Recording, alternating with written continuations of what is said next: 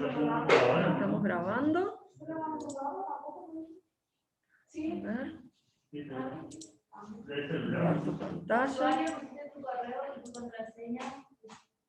Bien. Y les muestro, igual entro por las dudas a la plataforma y les muestro.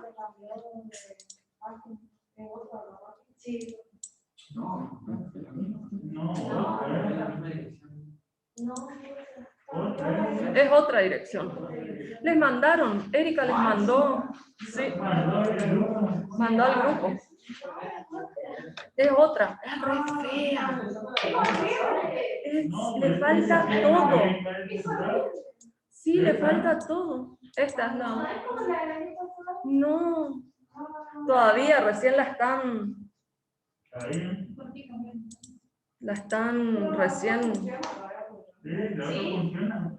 Sí, está hermosa la otra.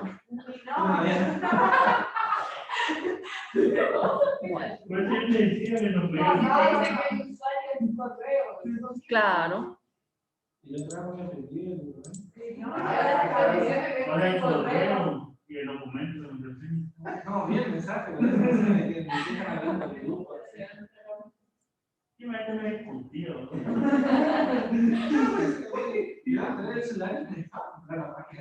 Claro, sí. Pero ahora no se deja. Ahora no se deja.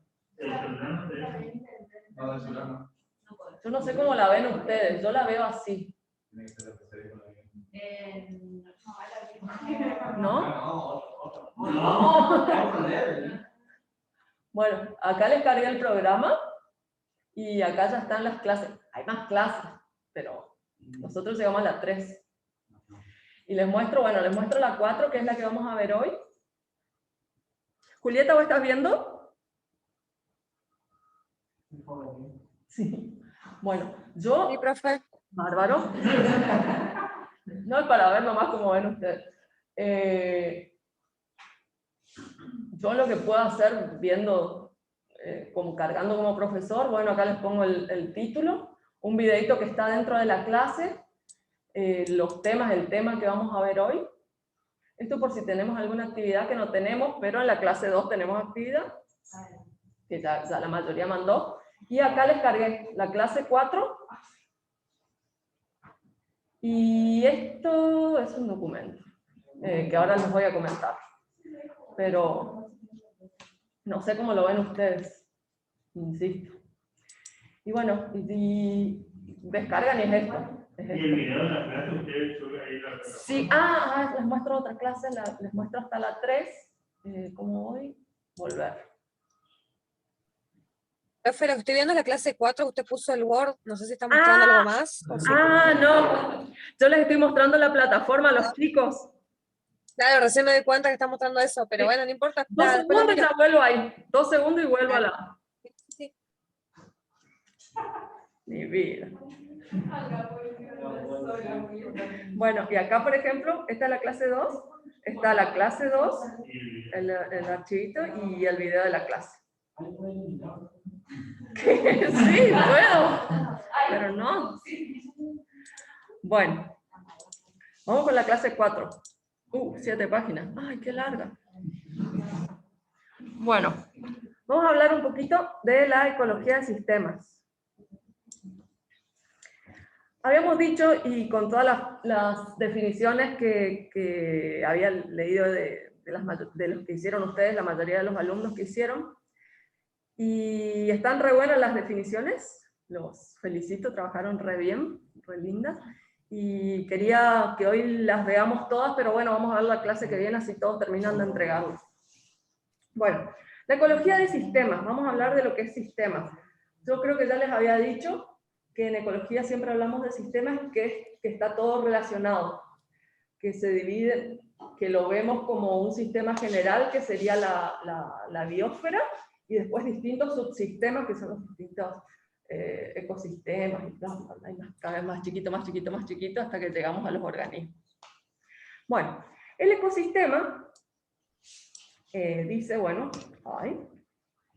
incluye tanto a los organismos, como ya habíamos visto, que pueden ser desde bacterias, que son los más chiquititos, hongos, plantas, animales. Ustedes me paran cuando quieran.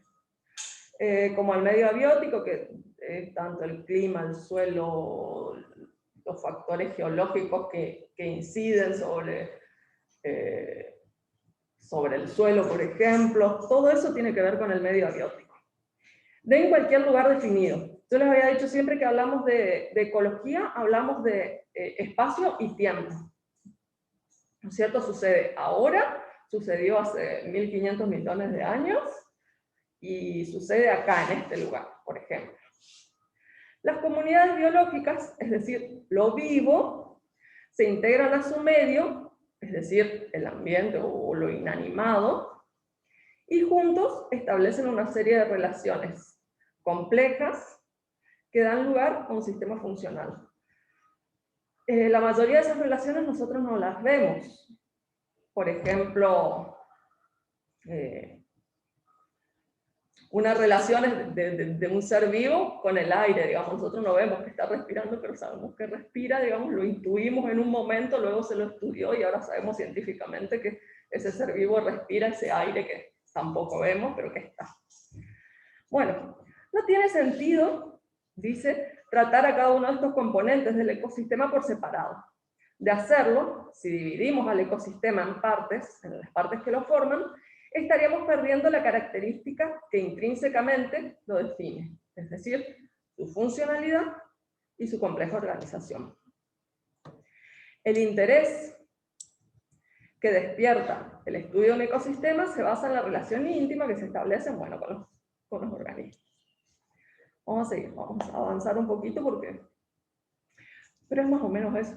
Ustedes si quieren que me detenga, pero posta, yo busqué, digamos, cuando les armé los apuntes, busqué que esté bien explicadito.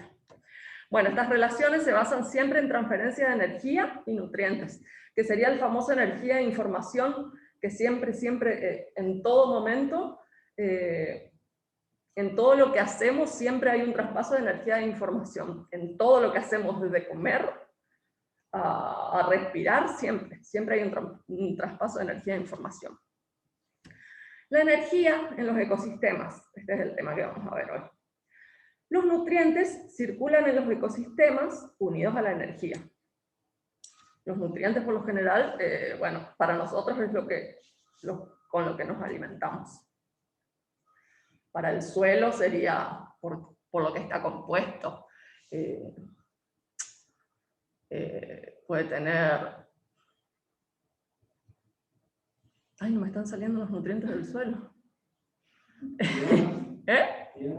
Sí, tierra, pero... Minerales, decime alguno que no me sale. Potasio. Exactamente, ahí está. Muy bien. Bueno, a diferencia de los nutrientes que se encuentran en el ciclo y luego vuelven para ser reutilizados, gran parte de la energía se disipa en cada transferencia. Ustedes saben que existe, eso se llama... ay, cuando no me salen las palabras. Sí, bueno, ya voy a llegar. Ya voy a llegar. A ver, vamos a ver una foto, una imagen. Como ya les dije, mis apuntes están hechos para la... Sí. Vamos a poner acá. Ay, no, acá no. ¡Ah! Maldición. Bueno, vamos a agrandar acá esto.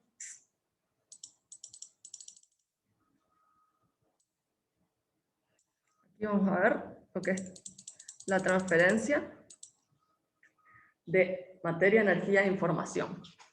Por ejemplo, ¿se ven ahí? ¿Ven algo? Uy. Ahora no se ve nada. Por tratar de arreglar, ahí va. Por ejemplo, acá tenemos una ovejita que se alimenta de este arbolito. Viene el lobo, se come a la ovejita, es decir, se alimenta de la ovejita. Luego viene el lobo y hace popó. Eso comienza a desintegrarse y los nutrientes en los que se va desintegrando, y acá me da un ejemplo, fósforo, nitrógeno, potasio, hierro, se van sumando al suelo, como vemos aquí. Para que se vaya desintegrando, trabajan una serie de bacterias, de microorganismos que nosotros no vemos, pero son los que se encargan de la descomposición.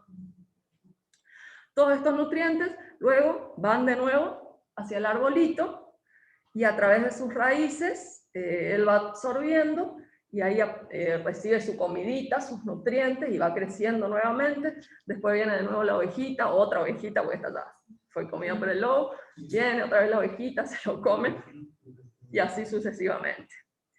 Pero, ¿qué pasa? Ese sería el ciclo de los nutrientes, que siempre vuelve, siempre se repite. ¿Por qué? Porque siempre este arbolito, digamos, que se lo comieron, y que después lo comieron al bichito que comió el arbolito, y que después se descompuso, siempre termina en el suelo, y el suelo termina recibiendo los nutrientes que le entregó al arbolito. Seguramente se lo va a devolver a otro arbolito, a otro arbusto, y así se produce el ciclo. Siempre se repite. Ahora, ¿qué pasa? Vamos a hablar del ciclo de la energía. Nosotros, los seres vivos, recibimos energía principalmente del sol. Todos nuestros ciclos se nutren del sol. El sol mueve todo. Ya lo vamos a ver con el ciclo del agua. Entonces, ¿qué pasa? Fíjense, volvamos al arbolito. El arbolito recibe del aire CO2, dióxido de carbono. Entonces él respira y también se nutre de ese CO2. Pero él a la vez despide oxígeno, que es lo que a él no le sirve. Y todo eso vuelve a la atmósfera. Ahora, viene la ovejita que recibe el CO2 que había dejado el arbolito y despide dióxido de carbono. Todo esto vuelve a la atmósfera. Y lo mismo el lobo. Entonces, todo un ciclo. Todos son ciclos de diferentes elementos, pero son ciclos que se repiten. Bien.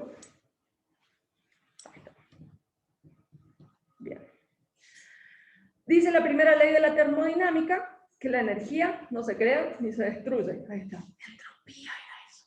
No me salió.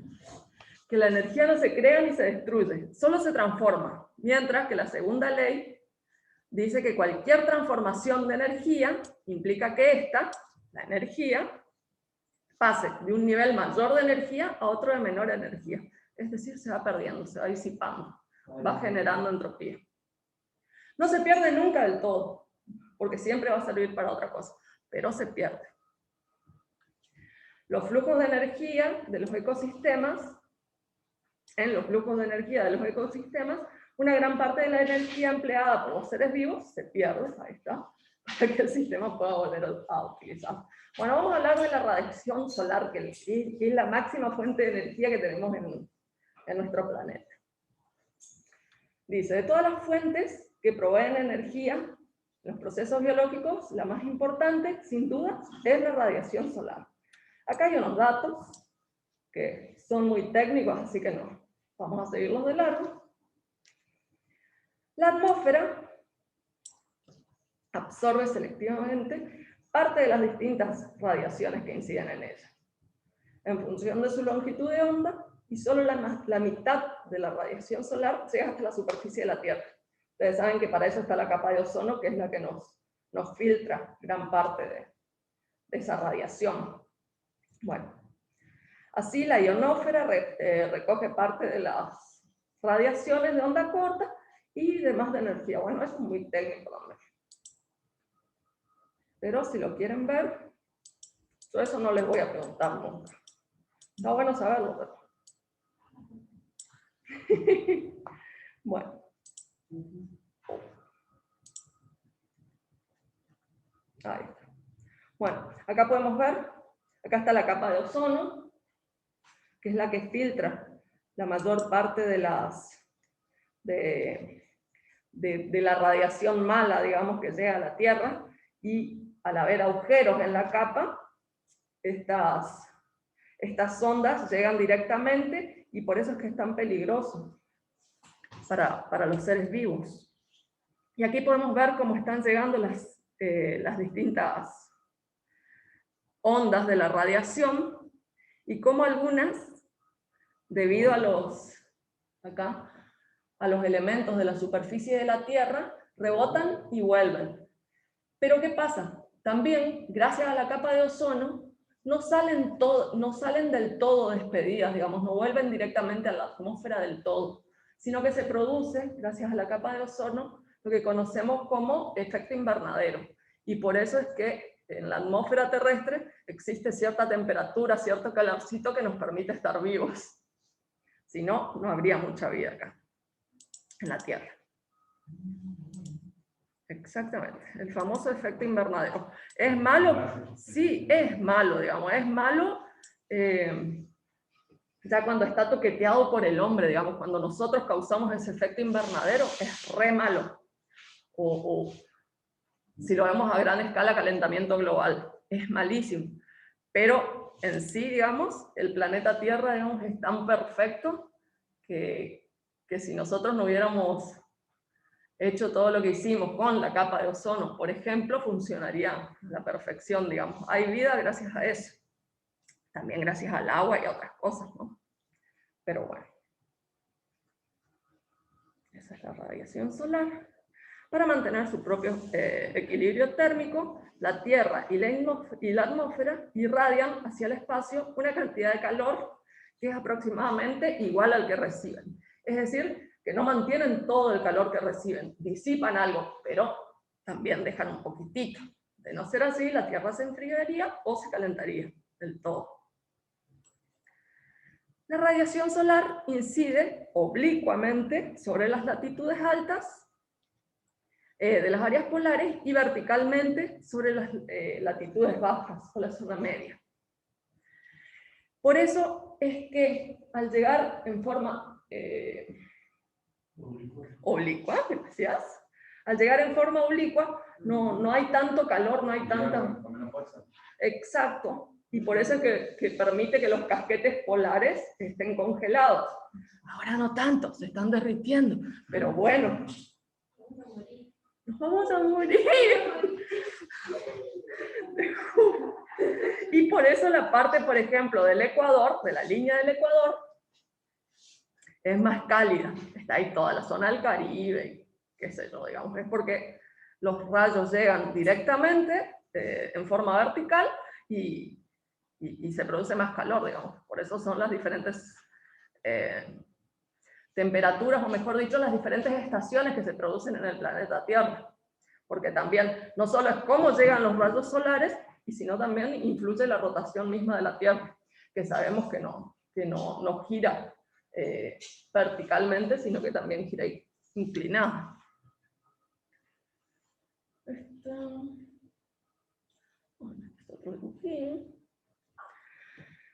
Bueno, así reparten, tiki tiki, es más o menos lo que les estoy diciendo. Bueno, a ver acá. La radiación solar que incide sobre la Tierra y que es reflejada y de vuelta al espacio se denomina albedo, ¿ok? Que equivale a un 35% de la radiación solar. Hoy habíamos dicho que más o menos a la mitad, pero está ahí. Obviamente que tampoco se sabe del todo, se sabe de manera cierta, ¿no? El 24% se refleja en las nubes y el otro 7% quedan las partículas en suspensión en la atmósfera. Y otro cuatrito que queda por ahí se refleja sobre la superficie terrestre.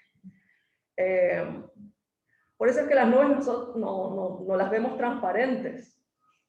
Es porque captan algo de luz, captan la luz del sol, pero no es solo aire, sino que tienen muchas partículas en suspensión, tienen muchas cargas electromagnéticas que también le dan cierta opacidad, por decirles.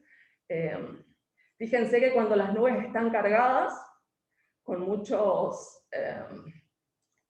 carga negativa, es que las vemos negras, que las vemos grises, y bueno, y después se produce la lluvia. No siempre la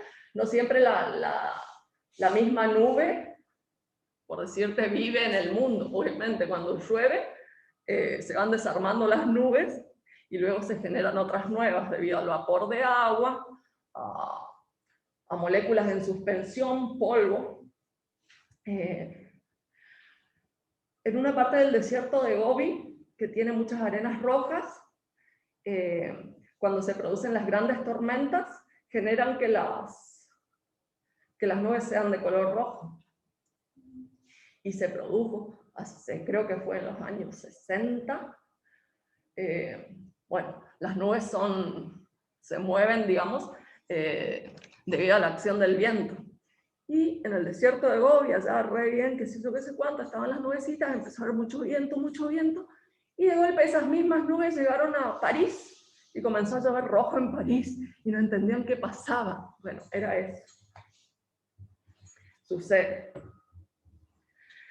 La radiación solar que es absorbida por la superficie terrestre provoca el calentamiento del suelo, y en consecuencia, también la emisión de radiación de onda larga desde el suelo hacia la atmósfera. Una parte de la radiación es absorbida por algunos gases atmosféricos, principalmente el CO2, el dióxido de carbono, y por el vapor de agua. Y a su vez provocan el calentamiento de la atmósfera. La radiación restante, bueno, se refleja en las nubes, bla, bla, bla. Y aquí podemos ver, más o menos, que tenemos el Sol, la radiación, como cierta parte se refleja en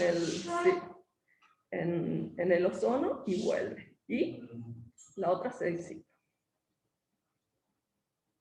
Bueno, acá tengo para ver un videíto del efecto invernadero, que es cortito, a ver si lo puedo colocar.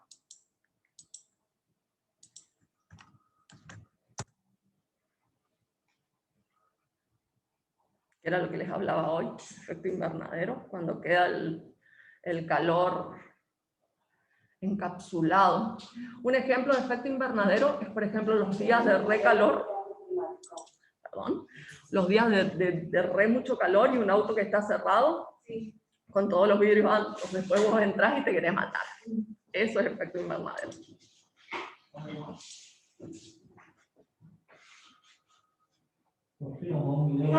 Sí, a ver. Bueno, Julieta no lo va a ver.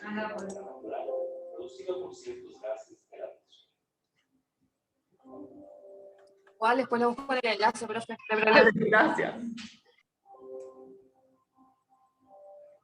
Ahí tenemos dióxido de carbono. El dióxido de carbono es el gas producido por el ser humano con mayor efecto invernadero.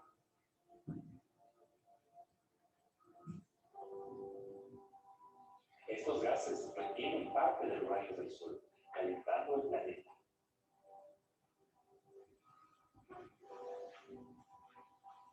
Está subiendo la temperatura. Este calor en la superficie es el que permite la vida en nuestro planeta.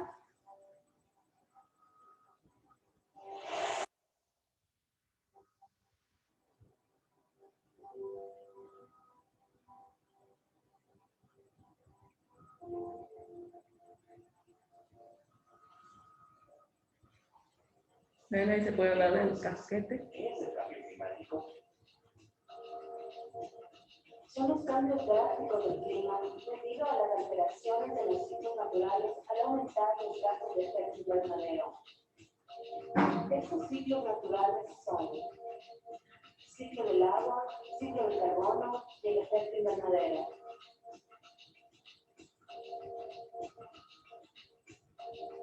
A más gases, más calor, más frío, más lluvia, más viento.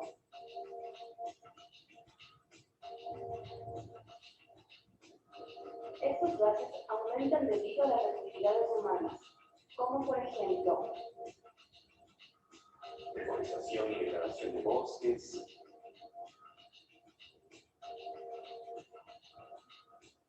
la quema de combustibles como el petróleo, carbón y el gas,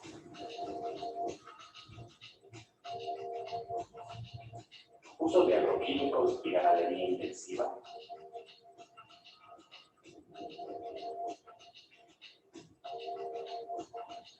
la quema y descomposición de desechos,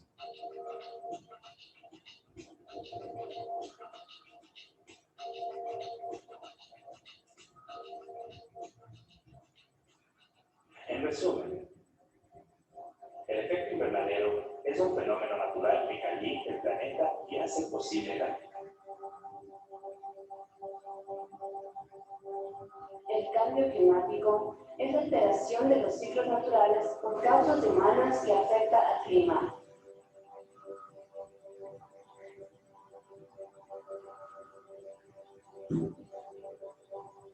Recuerda, las consecuencias del cambio climático pueden ser muy grandes. Aumento de las enfermedades, Las lluvias y sequías extremas, pérdida de la biodiversidad, y el derretimiento de glaciares.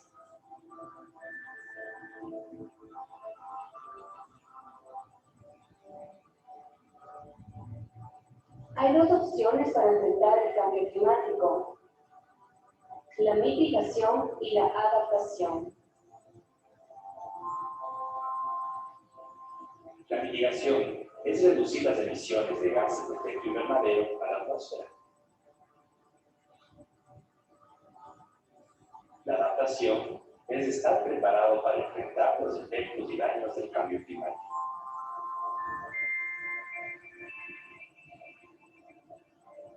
Tanto la mitigación como la adaptación son dos medidas necesarias. La mitigación para evitar que aumenten los cambios extremos en el clima y la adaptación porque es necesario y urgente acomodarse a esta nueva realidad.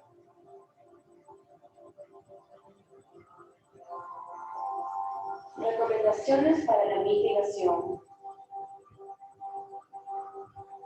cuidar y mantener los bosques, disminuir el uso de combustibles fósiles como el petróleo, el gas y el carbón, Mejorar las prácticas agrícolas y ganaderas. Y usar fuentes de energía limpia, como el sol, viento y agua.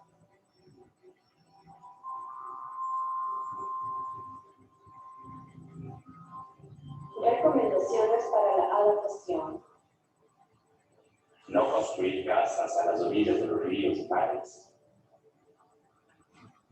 guardar agua para épocas de sequía, Proteger los cultivos en épocas lluviosas o secas. mantener limpios nuestros hogares y comunidades.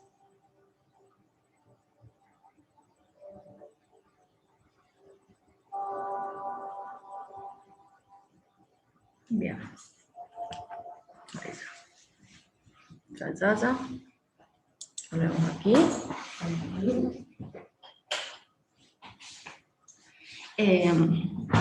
Vieron que había hablado de la ganadería extensiva. Bueno, ustedes saben que la ganadería, digamos que las vacas generan muchísimo metano.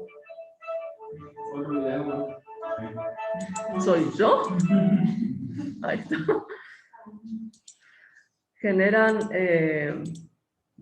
Generan mucho metano, digamos, con sus heces. Y entonces, por eso, digamos, siempre es una recomendación evitar la ganadería. Pero bueno, todavía la veo difícil. Bueno, los organismos vivos. ¿Sí? Los organismos vivos también reciben una parte de la radiación solar. Nosotros necesitamos, ustedes saben, salir un poquito al sol, creo que es la vitamina K, al sol, la que nos aporta el sol. D. Quedamos en D. Sí. Y bueno, entonces, bueno, todos nosotros los seres vivos también recibimos. Nos llega directamente desde el sol y se llama radiación directa, mientras que la radiación que reflejan las nubes se llama radiación difusa. Esa no es tan buena, esa es la que nos quema, nos deja todos colorados y después nos da cáncer. Re negativa la profe. Soy realista, no soy negativa. La radiación directa o la difusa varían a lo largo del día y también depende del ángulo de incidencia. Por eso es que siempre nos dicen que a partir del mediodía hasta las 4 de la tarde no salgamos afuera, que no tomemos sol y que usemos precaución. Antes de que salga el sol o después, que se ponga, el sol, dice toda la radiación, es difusa. Y aquí podemos ver, ¿no es cierto? Un dibujito. A ver. Bueno, creo que voy a hacer un PowerPoint para la próxima. Bien. Aquí vemos la radiación directa, aquí vemos cómo se refleja, cómo llega a las nubes y cómo se refleja hacia la Tierra, y aquí también directa, pero que se refleja en el agua. Esa también es peligrosa. Quema más de lo que debería.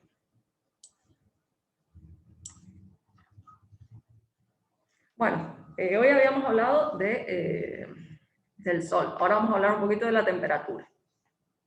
La temperatura es uno de los principales factores que limitan la distribución de las especies, afectando la supervivencia, la reproducción y el desarrollo. Eso es algo de lo que ya veníamos hablando, que no es lo mismo un oso polar en el Polo Norte que acá en el Chaco, que se va a morir, digamos, porque estamos adaptados a cierta temperatura. Ahora, el pobre oso polar, digamos, yo no sé si ustedes lo llegaron a conocer, sé que hay varios en distintos zoológicos, pero a uno que estaba en el zoológico de Buenos Aires, pobrecito. Y bueno, vivió sus años, pero también se murió, no están adaptados para nuestra temperatura, ellos tienen que estar en su propio hábitat, en definitiva. Se pueden adaptar porque no les queda otra. Bueno. Perdón. Julieta, se nos está cortando el Zoom. ¿Te hago otro enlace? Sí, quedan 15 minutos. O sí, así te mando el videito. A ver, ¿por qué no estoy? Ay, acá estoy, qué bueno. Tin, tin, tin. Aquí voy a tener que... No es lo mismo que estar en mi casa. Corto, Julieta, un ratito. Miguel, Julieta no está. ¡Ah, Miguel! Perdón, Miguel. Güey, un desastre. ¿Corto un ratito? No hay problema. Con razón no contestaba. Con razón no contestaba. Y te mando otro link. Miguel, más bien.